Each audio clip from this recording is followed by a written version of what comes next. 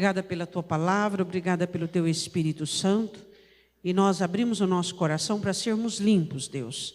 Tua palavra é água e ela limpa. E nós queremos que o Senhor nos limpe de todo desânimo, de toda apatia, de toda contrariedade a este texto ministrado sobre as nossas vidas. Nós queremos que nesta noite, meu Senhor, nós possamos nos alimentar disso que Paulo diz. Aquilo que temos chegado, aquilo que temos sido instruídos, aquilo que temos recebido de Tua parte. Nós possamos entender que precisamos andar segundo as regras do fundamento que temos recebido.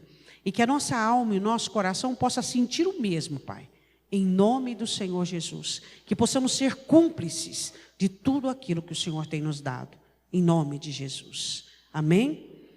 Podemos assentar abrindo comigo a sua Bíblia em Ruth. Poderíamos falar de muitas pessoas que foram fiéis aos seus propósitos e foram fiéis àquilo que receberam de Deus. Mas existe uma pessoa na Escritura que ela conseguiu ultrapassar o investimento. Ela tinha sobre si uma bênção chamada multiplicação, que nós já falamos muitas vezes, e ela conseguiu ultrapassar aquilo que lhe foi investido. Essa mulher, ela teve um filho chamado Obed. Esse filho Obed teve um filho chamado Jessé. E esse filho Jessé teve um filho chamado Davi. Ou seja, essa mulher era bisavó do rei Davi.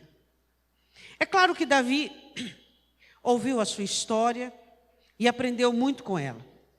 E muitas vezes Davi tinha uma determinação incompreensível. Ele tinha fé em Deus, mas ele tinha uma história. No Salmo 57, no versículo de número 2, no versículo 1, ele diz assim: Senhor, na sua sombra eu descanso até que passem as calamidades. E no Salmo 57, versículo 2, ele diz assim, eu clamarei ao Deus Altíssimo, ao Deus que por mim tudo executa. Este homem, ele tinha a certeza de sua individualidade diante de Deus. Quem sabe o seu pai, Jessé, ou o seu avô, contava da própria mãe e dizia e falava. Certamente Ruth marcou de uma maneira muito expressiva a vida de Davi, pelo seu exemplo, sua idoneidade, sua fidelidade, que fez a história. Quero começar com você em Ruth capítulo 1, versículo de número 5. Um casal foi peregrinar com seus 2 filhos na terra de Moabe, e ali a coisa não deu certo para eles. Eles encontraram diante deles uma maldição. Tudo deu errado. Nem as moças que eram férteis, que Ruth prova que era fértil quando casa com Boaz, nem elas davam fruto, nem elas geravam. Maldição para todo lado. E a Bíblia diz assim no versículo de número 5, e morreram também ambos, Malom e Quilion, ficando assim a mulher desamparada dos seus 2 filhos e de seu marido. Então se levantou ela com as suas noras e voltou dos campos de Moabe, porquanto na terra de Moabe ouviu que o Senhor tinha visitado o seu povo, dando-lhe pão. Provavelmente Noemi sempre ficava sabendo de alguns viajantes e peregrinos como estava a terra do pão. E Noemi recebe uma informação que Deus havia visitado, que a ira de Deus havia se aplacado e que agora Belém era uma boa cidade para se morar. Mesmo não tendo mais filhos e marido, estando só com as suas 2 noras, ela resolve fazer a sua peregrinação de volta e voltar para Belém. A notícia era muito boa, havia pão.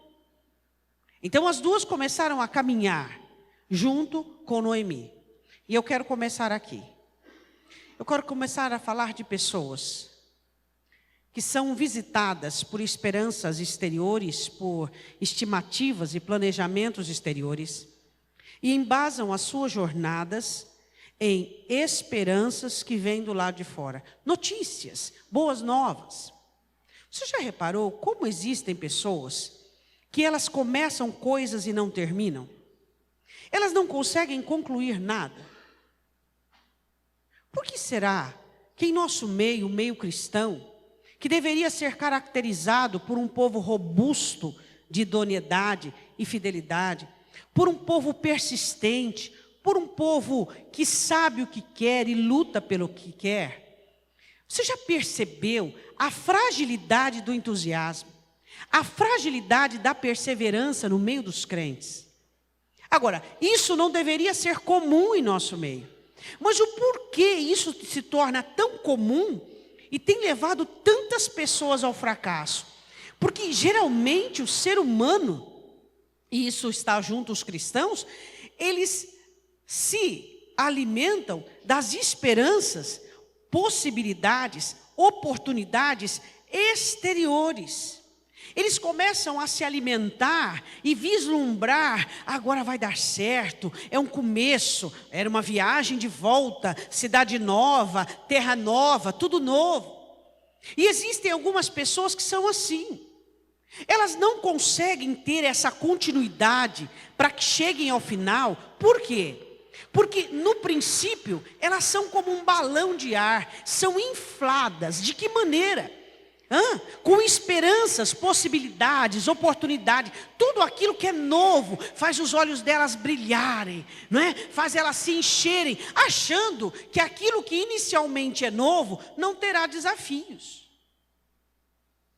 Será que quando você olha para a sua vida, você percebe esse ciclo vicioso de iniciação promissora, mas depois a energia vai decaindo, as dificuldades vão aparecendo, como o próprio Davi disse: Senhor, agora nesse momento não me leve no meio, eu não posso vir no meio, Senhor. Será que nós somos aquelas pessoas que quando as dificuldades aparecem, nós simplesmente queremos trocar de situação, trocar de planejamento, trocar de jornada, trocar tudo? As duas começaram a retornar para casa junto com Noemi, Ruth e Orfa. As duas caminhando juntos de volta. Num determinado lugar do caminho, Noemi começa a olhar para aquelas duas moças. Isso começa a incomodar Noemi. Noemi começa a olhar para elas, moças jovens, com o futuro pela frente. E ela começa a olhar para ela e ver um disparate. Juventude, velhice, força, fraqueza, futuro, passado. E ela começa a ver toda essa discrepância. Isso começa a incomodá-la de tal maneira que ela começa a se sentir constrangida. Como é que eu posso tirar essas moças da terra natal delas e levá-las para a minha terra? Mesmo que exista em nós um parentesco, ou existia. Isso começa a incomodar-lhe tremendamente. E a Bíblia diz assim, no versículo de número 7. Por isso saiu do lugar onde estivera as suas noras com ela, e indo elas caminhando para voltarem para a terra de Judá, disse Noemi às suas noras: chega, eu não quero que vocês vão comigo. Voltem, cada uma para a casa da sua mãe. Fui como uma mãe para vocês, mas vocês ainda têm mãe. Volte cada uma para suas casas. Isso aqui que está acontecendo não é justo. Não é justo. Eu não tenho nada para oferecer para vocês. Eu estou indo, contando com a benignidade, com a beneficência de parentes que ficaram lá. Eu não tenho nada para oferecer para vocês. Tudo que o Noemi dizia era embasado em uma realidade. Tudo que Noemi dizia, naquele momento, estava correto. Ela abre a oportunidade de retorno. As duas estavam com Noemi comprometidas, as duas comprometidas, as duas. Só que havia uma delas que não tinha apenas um comprometimento com Noemi, tinha um comprometimento próprio. O seu comprometimento com as pessoas, ele deve existir. Mas ninguém na face dessa terra que respira consegue ser fiel se não tiver um comprometimento próprio. Quantas vezes você já viu na sua vida pessoas com comprometimento próximo falhar, errar, desistir, trair e abandonar? Inúmeras vezes. E vai continuar vendo. As duas eram comprometidas com Noemi. Só que uma delas, e você sabe qual é, era comprometida consigo mesma. Quando Noemi propõe e abre a porta, dizendo: voltem para a mãe de vocês. Quem delas não queriam o aconchego da mãe, o consolo da mãe naquele momento de luto? E ela continua dizendo assim: e o Senhor use convosco de benevolência, como vós usastes com os falecidos e comigo. Ou seja, vocês foram boas para os meus filhos e para mim. Elas recebem agora a bênção da sogra. Elas viveram 10 anos junto com aquela mulher e com o marido e com os meninos e aprenderam a existência de um só Deus e entenderam o poder desse Deus, mesmo olhando para aquele casal e para aqueles meninos em uma situação precária. As meninas sabiam a importância da bênção e aprovação da sogra. A sogra abençoa as duas meninas, dando elas a liberação de retroceder. Vou dizer uma coisa para você: se o final do seu propósito é a bênção, você está equivocado, porque muitas pessoas abençoadas definharam. O último propósito meu e o seu não é a bênção, mas ser mantenedores de bênçãos. O nosso objetivo não é alcançar a bênção, mas sermos abençoados e sermos uma bênção. Esse é o objetivo principal. Por quê? Porque a bênção, ela pode deixar de existir uma hora ou outra, em consequência da atividade humana. Mas ser uma bênção, isso é perpétuo, isso é para sempre. E o que Ruth era? Ruth não queria a bênção da sogra. Não, Ruth queria ser a própria bênção. A questão é que muitos de nós estamos afim apenas da bênção, apenas daquilo que Deus nos abençoa, que Deus nos abençoa. Mas nós precisamos ir além disso, precisamos ter a bênção encarnada dentro de nós, dentro da nossa vida, esse comprometimento absoluto, essa fidelidade absoluta que faz a história.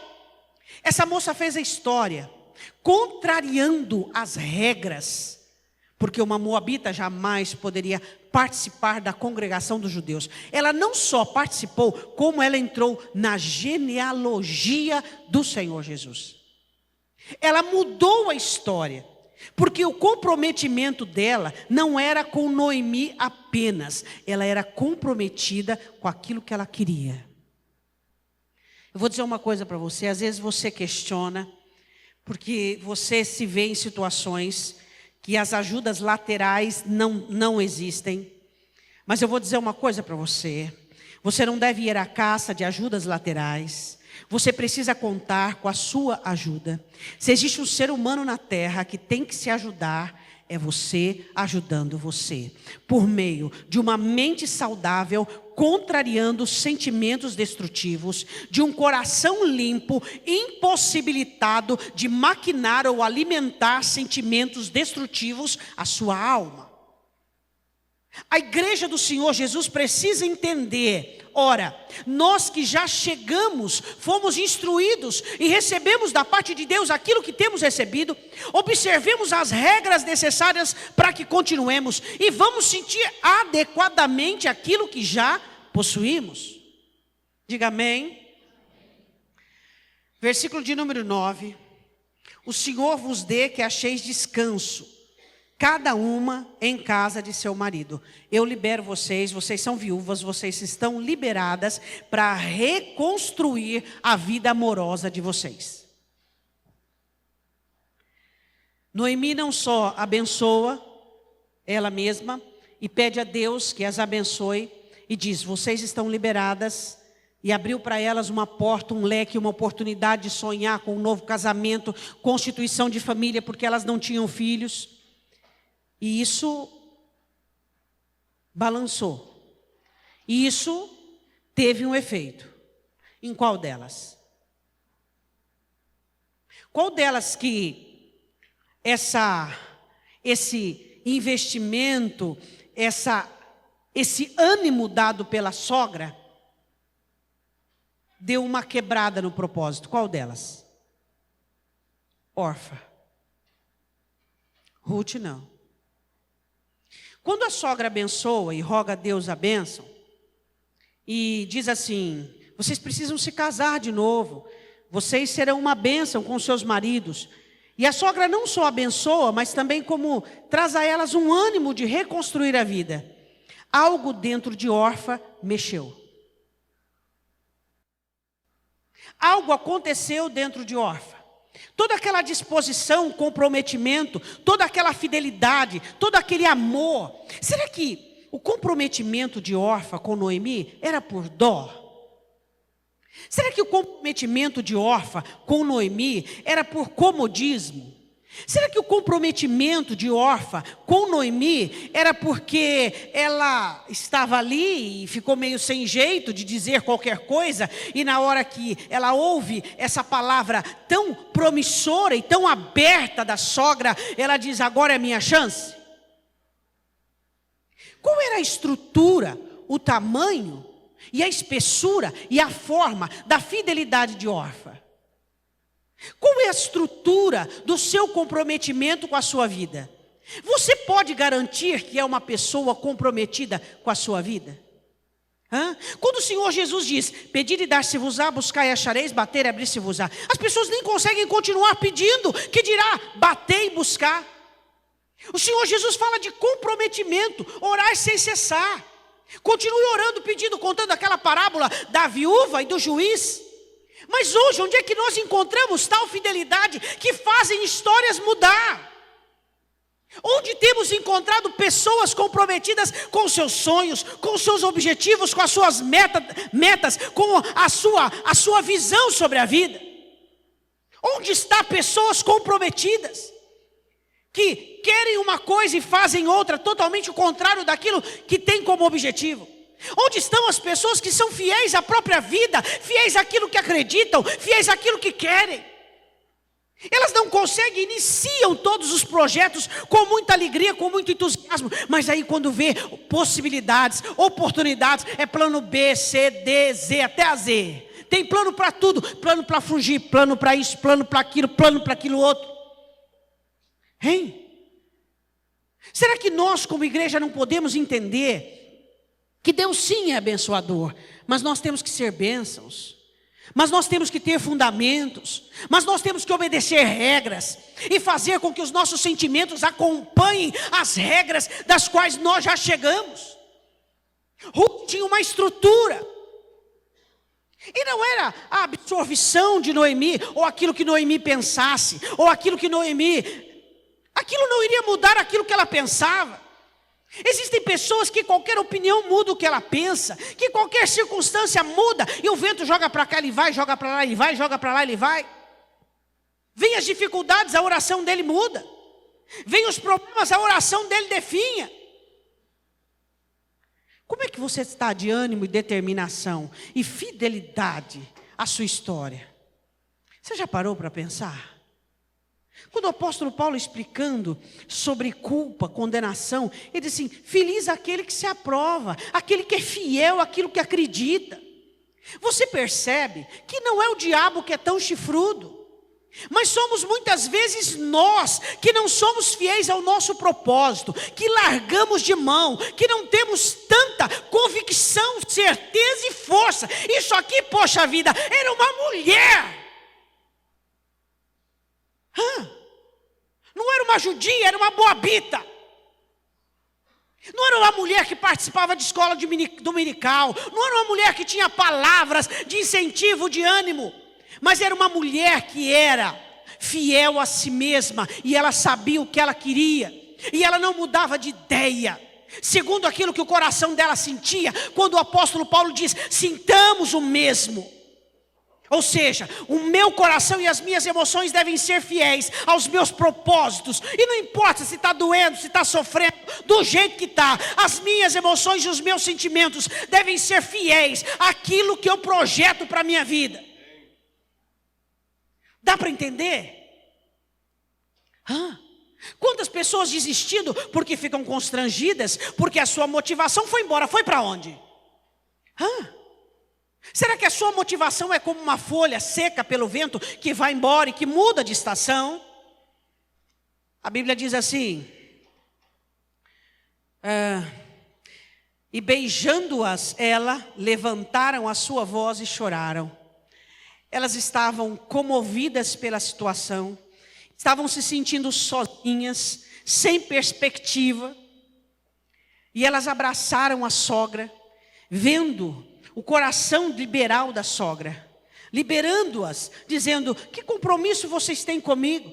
Elas abraçaram a sogra, choraram e a beijaram.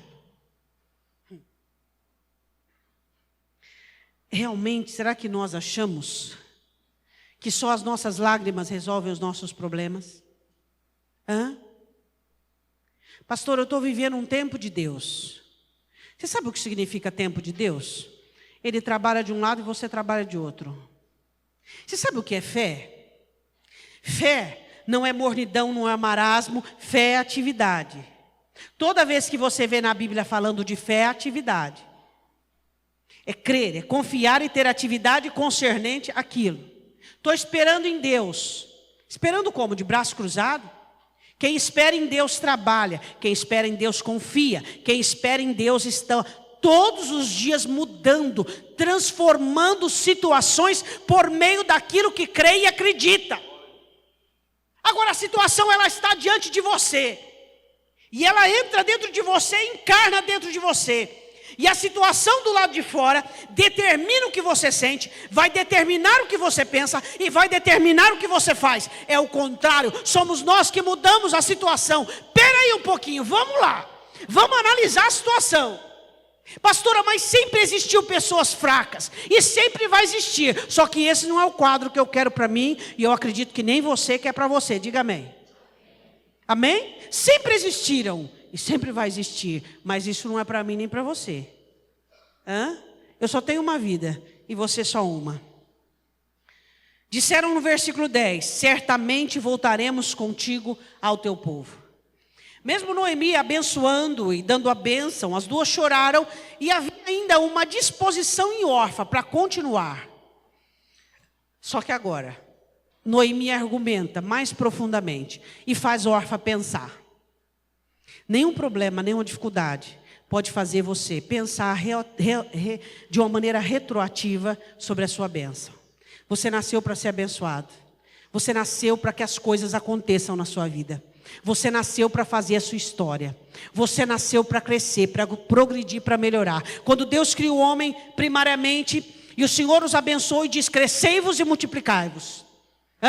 Crescei-vos e multiplicai-vos. Nós fomos chamados para sermos bênçãos e alcançarmos. Satanás tem coberto alguns crentes de trevas, onde eles acham que o cristianismo, existem dois polos: ou os abduzidos, que acham que a vida é um mar de rosa, e aqueles que estão desanimados e prostrados, dizendo: eu não consigo mesmo, eu indo para o céu já está bom.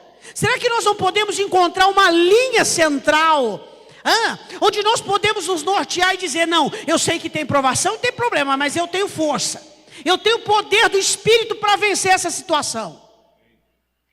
Noemi começa a argumentar e os argumentos de Noemi funcionam. Ela diz no versículo 11, porém Noemi diz para as duas: voltai, minhas filhas. É quase que uma ordem. Voltem, porque iríeis comigo. Fez Orfa pensar: é verdade, por que eu vou com ela? Tenho eu ainda no meu ventre mais filhos para que vos sejam por maridos? A lei judaica era: quando um filho morresse, o outro substituía a viúva. Eu posso dar filhos para vocês? Não tem esperança comigo de casamento. Voltai, filhas minhas, ide-vos embora, que já muito velha sou para ter marido. Ainda quando eu dissesse: tenho esperança, ou ainda que esta noite tivesse marido e ainda tivesse filhos, ela sempre embasa o seguinte, no casamento das meninas: esperá-lo-eis até que viessem a ser grandes, deter-vos-eis por eles sem tomardes marido? Não, filhas minhas, que mais amargo me é a mim do que a vós mesmas? Ela diz assim: vocês precisam se casar. Obviamente, hoje as moças querem casar, você imagina naquela época? Você imagina naquela época? Noemi aborda o assunto cerne, principal. O assunto principal da necessidade delas: constituir uma família. Todos os povos e nações constituir uma família, gerar filhos, ter filhos. E ela engloba justamente o assunto principal. Orfa Ruth e Orfa ouvindo o sermão dela. E Orfa começa a pensar, e aquilo começa a entrar dentro dela de uma forma muito clara e objetiva. Agora, a última frase que Noemi fala, mata com tudo. Sabe o que é que ela diz? Ela diz, o Deus que eu sirvo, eu estou negativa com ele. Olha só. Ela diz assim, porquanto a mão do Senhor se descarregou contra mim. O quê? O Deus de vocês é o único Deus e Senhor. Elas haviam aprendido isso porque Ruth diz, o Senhor teu Deus é o meu Deus. Hã? Peraí. Realmente isso que ela disse sobre o marido é verdade, ainda mais assim, que ela está amaldiçoada. Fala para mim. Aqui Orfa foi inteligente. Foi ou não foi inteligente? Uma mulher que não pode me dar marido. Uma mulher que está amaldiçoada. Peraí, o que eu vou ficar fazendo com ela?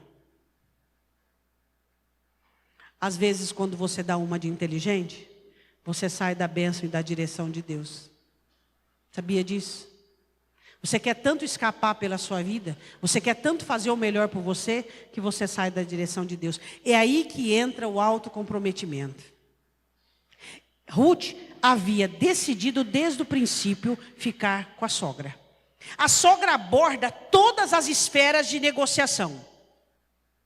Orfa pensou, tá certo, não tem marido, está amaldiçoada, eu que vou embora. Vou para a casa da minha mãe, vou.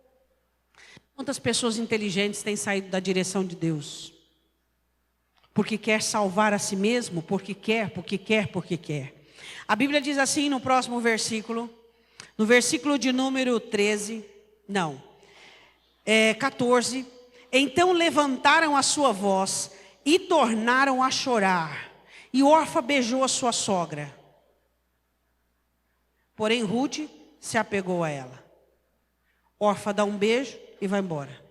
Amava a sogra, mas era comprometida só com a sogra. Ruth era comprometida consigo mesma, com aquilo que ela acreditava e com aquilo que ela queria. O seu compromisso com as coisas e com o exterior não é suficiente para você mudar a sua história. Você tem que ser comprometido com você mesmo. Você diz, eu vou ser feliz e ponto. Não tem negociação. Ser abençoado e ponto. Eu vou alcançar e ponto. Eu vou conseguir ponto. Por quê? Porque se você não tiver esse comprometimento, todas as ondas de ventos, todas as tempestades irão trabalhar para fazer com que você desista. Todas. Ruth não tinha um planejamento B. Ruth não sabia o que Deus estava aguardando para ela. Casar-se com um homem poderosíssimo? Não. Ela não tinha nada disso em mente. Nem esperava que a sua sogra iria chegar lá. Iria. Não, porque ela chegou e foi trabalhar como um trabalho de escrava e de serva. Ela não tinha planos dizendo, essa mulher é rica. Nada disso. O comprometimento dela era com ela mesma, com aquilo que ela queria, com aquilo que ela desejava para a própria vida. Eu vou ficar com você e ponto. Será que nós temos tanta dificuldade em fazer uso desse ponto final? O porquê que usamos interrogação, exclamação? Por que abrimos parágrafos onde não existe? Hein? Versículo de número 15. Por isso disse Noemi, eis que voltou a tua cunhada ao seu povo e aos seus deuses. Volta tu também após a tua cunhada. Isso aqui é o que a gente mais vê nos dias de hoje. Pluralidade. Um faz, o outro faz. O outro faz, o outro faz. O outro faz, o outro faz. Você nunca vai ter uma história vitoriosa e particular se a sua história não tiver o seu próprio DNA e as suas atitudes isoladas, de influências alheias, de conselhos nocivos alheios. Você nunca vai fazer uma história se você continuar a depender do seu exterior. Onde você quer chegar? A lugar nenhum, então está ótimo. Para você, para uma pessoa ir para o inferno, ela não precisa fazer nada. Agora, para ela ir para o céu, ela precisa fazer tudo. Para você vencer, você precisa fazer tudo. Para ser um perdedor e mais um, não faça nada. Não faça nada. Não faça nada. Não fique mudando de ideia a todo momento, recebendo uma informação. Orfa era Orfa, Ruth é Ruth. Seu marido é seu marido, sua esposa é sua esposa, seu filho é seu filho. Será que nós não entendemos aquilo que Paulo diz a Romanos? Em Romanos, cada um dará conta de si mesmo. Por que um abate, o outro se abate, um perde, o outro perde? Por quê? Essa ligação nociva, por falta de autocomprometimento, por falta de autofidelidade. Hoje você analisa a alma das pessoas e ali, qual que é seu sentimento aqui? Qual que é a sua proposta? Aqui não existe, tudo é alheio. É que um pensa, o que o outro pensa, o que o outro diz, o que o outro fez e aquilo que o outro vai fazer. Você é comprometido com você? Hã? Quando? Quando a sua vida terá você? Quando a sua vida terá a fé que ela precisa? A fidelidade que ela precisa? A determinação que ela precisa, a alegria que ela precisa, o conforto que ela precisa, que você mesmo tem que dar à sua alma. Quando a sua vida terá a paz que você precisa? Vai ser o quê? Vai ser uma campanha? Vai ser um seminário? Vai ser uma oração? Se está tudo diante das suas mãos, o porquê você não oferece isso à sua alma? Hein, meu irmão? Quando é que a sua vida vai ter um sentido? Onde você vai parar de viver pensando nisso, naquilo outro, naquele. E se você vai ser comprometido com você mesmo. E as pessoas que te cercam serão abençoadas. Porque pessoas que cercam, pessoas fortes, vivem bem. Diz isso, repete isso. Vizinhos dos fortes vivem bem. Só você perguntar para Ló. Pergunta para Ló. Os vizinhos dos fortes são abençoados. Os vizinhos dos determinados são abençoados. Os vizinhos dos fortes são felizes. É isso que nós temos que entender. Você tem que ter propósito, objetivo, uma proposta. E não são coisas ou situações que vão mover seu coração e que vai fazer você desistir. O próprio apóstolo Paulo diz, sinta o mesmo. Diga amém. A palavra do Senhor continua e ela diz assim. Agora é a hora de Ruth aparecer e responder. Não insista para que eu te abandone. Ela dá nome à ação de ir embora. Abandono. Eu não sou disso. Diga, eu não sou disso. Nós não somos de retroceder, nós não somos de voltar atrás, nós não somos de deixar as nossas orações sem proteção, sem preservação, nós não somos. Ela diz, não insista para que eu te abandone. Isso tem nome, isso é abandono. Eu não vou fazer isso. Não adianta você insistir, eu não faço isso. Isso é algo que eu determinei e pronto, acabou. Por mais que você disser e os argumentos que você tiver, eu não faço isso. Dê nome à sua atitude. Nós somos cheios de querer florear. Não é que eu desisti, eu só dei um tempo. Vou dizer de novo. A pior mentira não é a que os outros contam para você, mas a que você mesmo conta para ti. Não, mas não é que é que... Não. Dê nome correto às suas atitudes. Desânimo, prostração. Você foi retroativo. Você desanimou, você prostrou. Dê nome. Não insista para que eu te abandone. E ela continuou dizendo. E deixe de seguir-te. Eu vou te seguir, ela disse. A jornada é minha também. Eu vou atrás. Onde você for, eu vou atrás. Porque aonde quer que fores, irei eu. Eu não sei onde você vai, Noemi. Mas onde você for, eu estou também. Esse texto usa-se muito em casamento. Onde você for, eu vou também. Não importa onde. Você tem onde dormir? Não tem? Eu também não tenho. Como é possível essa fidelidade alheia? Se não por uma fidelidade própria. Ela havia determinado isso, não tinha problema se ela não tivesse onde dormir. E não tinha problema se a jornada seria difícil. E não teria problema se qualquer coisa ou percalço acontecesse. Por que Ruth foi tão fiel? Alguém que não tinha nada para lhe oferecer. Porque ela era fiel a si mesma. E ela continuou dizendo. E onde quer que pousares, ali pousarei eu, não importa onde. O teu povo é o meu povo. A partir de agora eu não sou mais moabita. Eu sou judia. Eu troco. olha o que você está falando. No meio do meu povo tem 3 jeitos de morrer, não tem problema. As leis do meu povo são severas, não tem problema. Não tem obstáculo, não tem o que você vai dizer para mim que vai me fazer voltar atrás. Eu já decidi o que eu quero. E ela continua. E o teu Deus será o meu Deus. Diga amém. Amém nada. Olha o texto. Ela diz será? Não. O teu Deus. Tudo ela diz no futuro. Onde você ir, tudo futuro. Quando diz respeito a Deus, ela diz: o teu Deus é o meu, já é o meu Deus. Foram 10 anos olhando para você. Foram 10 anos aprendendo. Foram 10 anos vendo. Vendo o quê? O teu Deus é o meu Deus. Está explicado de onde o Ruth tira tal fidelidade para consigo, para aquilo que quer, para aquilo que busca. Está explicado. A fidelidade de Ruth para aquela mulher que havia discipulado ela, para que havia ensinado ela os passos na palavra, no mandamento. Eu não te abandono, eu não vou, eu quero aprender, eu quero entender, eu quero fazer parte disso. É disso que eu quero fazer parte. Só existe fidelidade tal quando nós conhecemos esse Deus e sabemos que esse Deus é fiel e o povo dele não pode ser de outra maneira.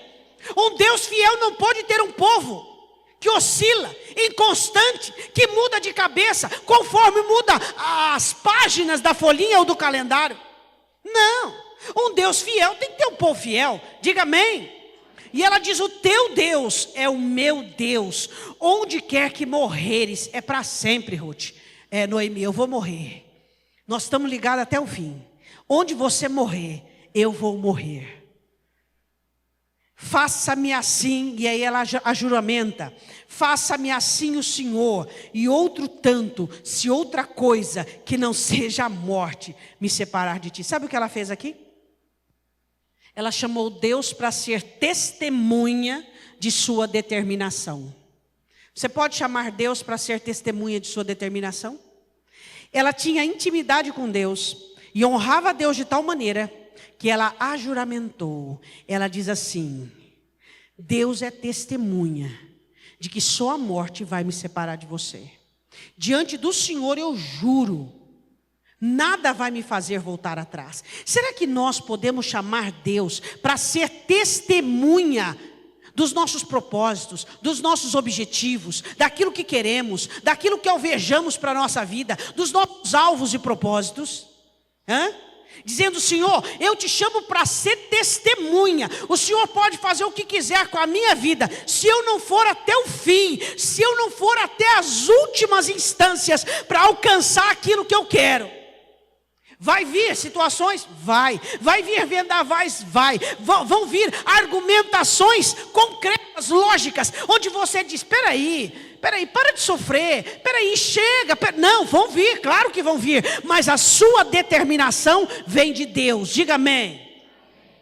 Para terminar, vendo Noemi que de todo estava resolvida a ir com ela, deixou de lhe falar.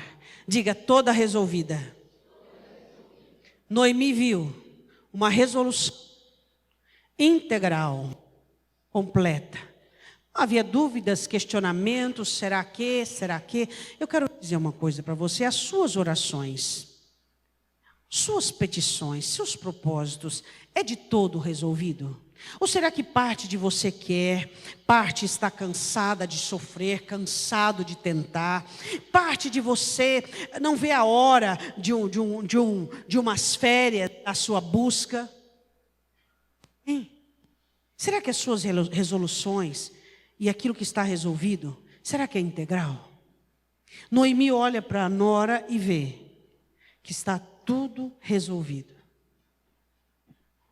Você é fiel às suas orações, às suas petições e aquilo que você busca? Sua vida declara isso. Seu posicionamento declara isso. Às vezes dizemos que é o diabo e que é Satanás, mas, francamente falando, Satanás tem feito muito pouco para que as pessoas sejam perdedoras. ele tem feito muito pouco. Que o que mais tem em nosso meio são pessoas que deixam seus corações livres para que os seus sentimentos os traiam. Paulo diz, as regras e o que você sente devem ser comprometidos com aquilo que você já chegou.